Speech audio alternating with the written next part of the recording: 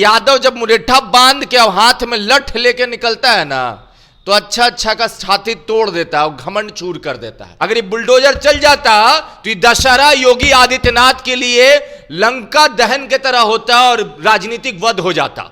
यादव जी जब भैंस को पैर छान के दूध निकाल सकता है, तो ये योगी आदित्यनाथ का गर्दन पीछे से पकड़ के बुलडोजर चलाने देता। एक यादव का बच्चा, 5 साल का बच्चा जी भैंस पे चढ़ जाता है, यादव की राजनीतिक जिंदगी पे नहीं चढ़ जाता। यादव लोग ये क्या नाम है, योगी आदित्यनाथ के राजनीतिक जिंदगी पे चढ़ के बोलता है कि हम यहाँ पे कत्थक करेंगे कि योगी जी अगर यादव जी के घर पे बुलडोजर चल गया तो आपके घर पे बुलडोजर चला देंगे। तो योगी आदित्यनाथ को समझ था, योगी आदित्यनाथ यादव से डर चुके हैं। ये साबित हो गया कि उन्होंने कोर्ट के में जाने तक का इंतजार किया। देवरिया वाला मामला आप सभी को पता है, लगातार उसमें हम अपडेट आपको दे रहे हैं। लेकिन अभी का जो अपडेट आया है कि अब प्रेमचंद यादव के घर पर बुलडोजर नहीं चलेगा। इलाहाबाद हाई कोर्ट ने साफ साफ कह दिया है कि योगी जी बुलडोजर चला दीजिएगा तो खैर नहीं होगा आपका।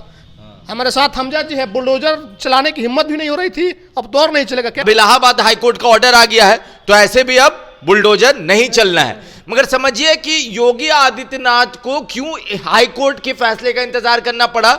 इससे पहले अतीक अहमद के नजदीकी पे बुलडोजर चल गया, और भी मामले में बुलडोजर चल गया, कोई कोर्ट का फैसला का इंतजार नहीं हुआ। अब समझिए, यादव लोगों के बारे में कहा जाता है कि यादव लोग जब मारता है तो रोने नहीं देता है। ये मेरा बयान नहीं है, ये शिवपाल यादव का बयान है। शिवपाल यादव ने बोला था कि यादव जब मारता है तो रोने भी नहीं देता है।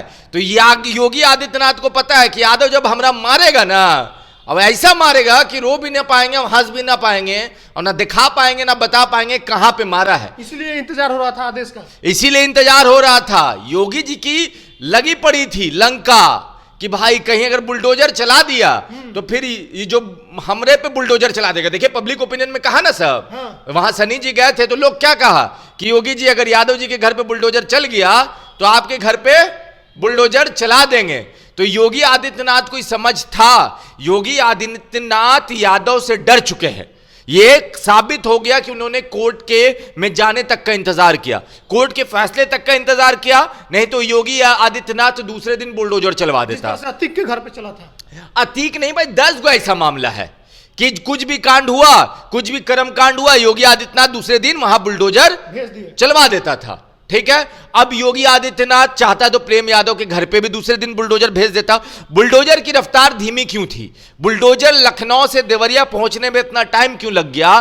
क्योंकि योगी आदित्यनाथ को पता था कि यादव जब मुरेठा बांध के और हाथ में लठ लेके निकलता है ना, तो अच्छा अच्छा का छाती तोड़ देता है और घमंड चूर कर देता है। यादव की खासियत है साहब। देखिए कृष्ण जी बांसुरी बजाना भी जानते थे और चक्र चलाना भी। यादव जी जब भैंस को पैर छान के दूध निकाल सकता है, तो ये योगी आदित्यनाथ का गर्दन पीछे से पकड़ के बुलडोजर चलाने देता।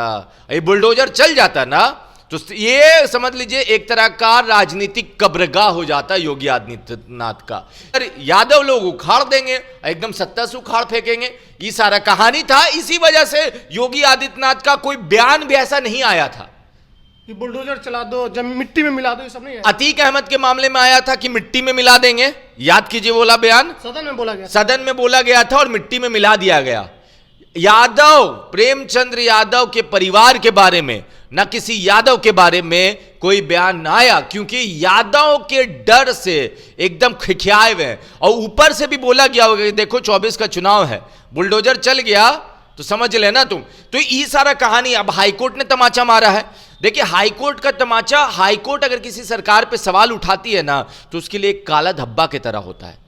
हाईकोर्ट का फैसला और सुप्रीम कोर्ट का फैसला पूरा देश देख रहा होता है, एक मिसाल बन जाता है। आपकी कुर्तूत खुल जाती है कि आप कर क्या रहे थे। आप कर क्या रहे थे? जज साहब कहते हैं कि नहीं चलेगा बुलडोजर, नहीं चलेगा। और ये हैं योगी आदित्यनाथ अब गलत काम इस बार भी कर सकते थे, हाईकोर्ट के फैसले का इंतजार किए बिना, मगर इस बार पल्ला उनका यादव से पड़ा था।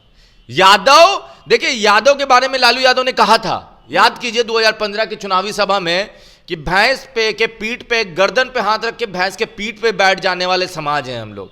जिसके जेकरा भैंस नहीं पटक पाया ओकरा योगी पटक पाएगा। लालू यादव का बयान था कि मोदी पटक पाएगा, तो वैसे ही है कि जिसको भैंस नहीं पटक पाया, एक यादव का बच्चा 5 साल का बच्चा जी भैंस पे चढ़ जाता है, यादव की राजनीतिक जिंदगी पे नहीं चढ़ जाता। यादव लोग ये क्या नाम है, योगी आदित्यनाथ के राजनीतिक जिंदगी पे चढ़ के बोलता है कि हम यहाँ पे कथक करेंगे।